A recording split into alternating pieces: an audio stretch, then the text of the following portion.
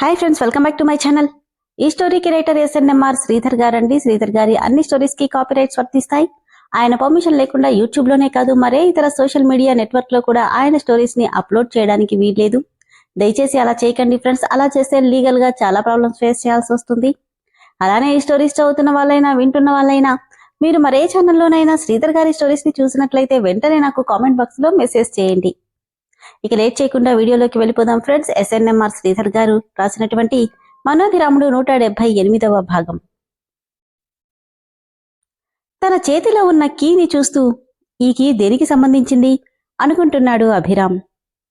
అభిరామ్ చేతిలో కీని చూసిన రాఘవ ఆత్మ బొమ్మలా బిగుసుకుపోయాడు.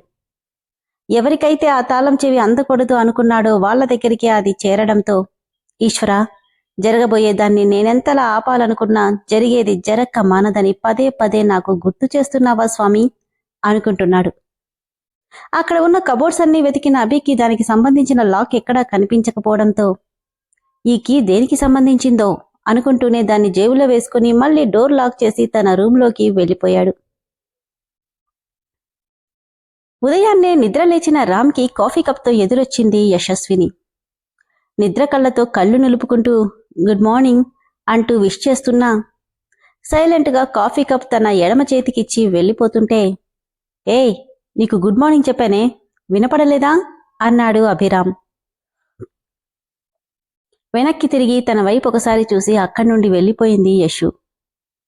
ఏమైంది దీనికి అనుకుంటూనే కాఫీ ఫినిష్ చేసి ఫ్రెష్ అవ్వడానికి నెమ్మదిగా బెడ్ దిగబోతూ అలవాటుగా కుడి చేతిని బెడ్ మీద ఆనించగానే నొప్పికి అమ్మా అంటూ అరిచేశాడు రామ్. ఎక్కడి నుండి వచ్చిందో కాని మెరుపు వేగంతో అక్కడికి వచ్చిన యశు చేతికి దెబ్బ తగిలింది మర్చిపోతే ఎలా, నెమ్మదిగా కదా తిగిదేది అంటూనే సున్నితంగా ఆ చేతిని పట్టుకుని మెల్లిగా దిగు అంటుంటే, ఏయ్, నాకు జరిగింది చాలా చిన్న యాక్సిడెంట్, దానికి నువ్వింత రియాక్ట్ అవ్వాల్సిన అవసరం లేదు అంటుంటే, చిన్నదైన చేతికి దెబ్బ బలంగా తగిలింది, చేయి చూసావా ఎలా వాచిపోయిందో అంటూనే తన చేతిని కదల్చకుండా పట్టుకుని వాష్రూం వైపు నడిపించింది యశు. నువ్వెక్కడికి? బ్యాండేజ్ తడవకూడదని డాక్టర్ మరీ మరీ చెప్పాడు, అందుకని నువ్వు నాకు స్నానం చేయిస్తావా అని వెటకారంగా అడిగాడు రామ్. లేదు, కొంచెం హెల్ప్ చేస్తాను అంతే, మాట్లాడకుండా పదా. ఏమక్కర్లేదు అంటూ తన చేతిని గట్టిగా లాక్కోగానే నొప్పికి ఆ అంటూ అరిచేశాడు రామ్.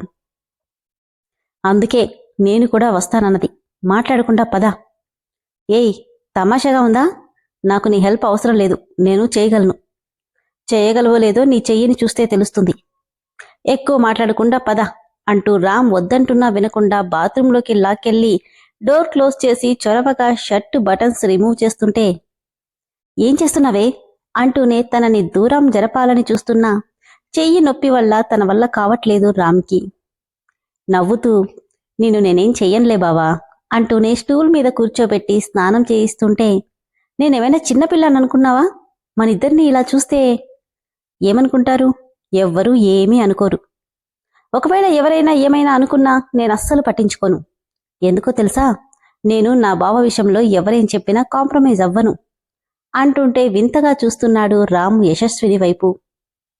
అయినా ఆడపిల్లలా ఇలా సిగ్గుపడుతున్నావేంటి బావా అంటూనే కట్టు తడవకుండా అవసరమైనంత వరకు స్నానం చేయిస్తుంటే, అప్పటికే పూర్తిగా తడిచిపోయిన తన బట్టల వల్ల డ్రెస్ మొత్తం శరీరానికి అంటుకుపోయి ట్రాన్స్పరెంట్గా కనిపిస్తున్న ఆమె శరీర సౌష్ఠవాన్ని చూస్తూ తల పక్కకి తిప్పుకున్నాడు రామ్.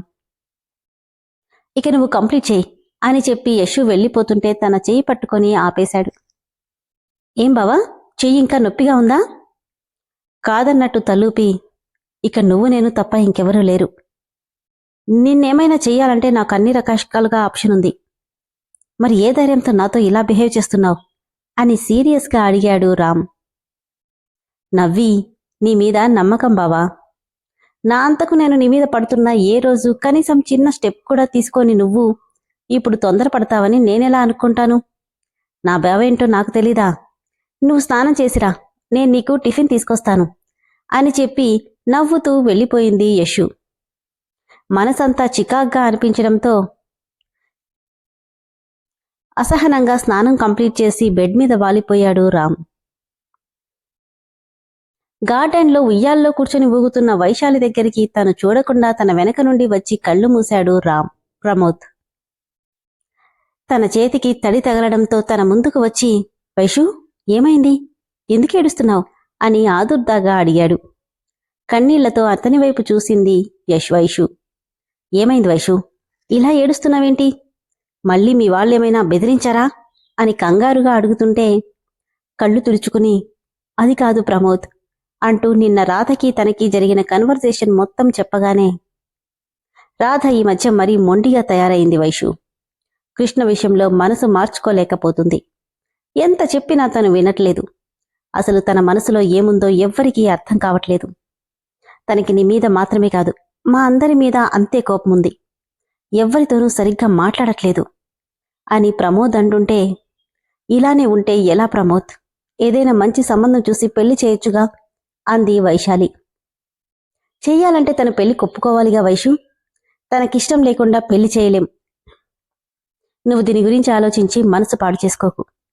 కానీ నిన్నొకటి మాత్రం రిక్వెస్ట్ చేస్తున్నా, తనని అసహించుకోకు ప్లీజ్ అని ప్రమోద్ అంటుంటే, చచ నేనెందుకు అలా అనుకుంటాను ప్రమోద్, తన గురించి నాకు తెలీదా అంది వైశాలి.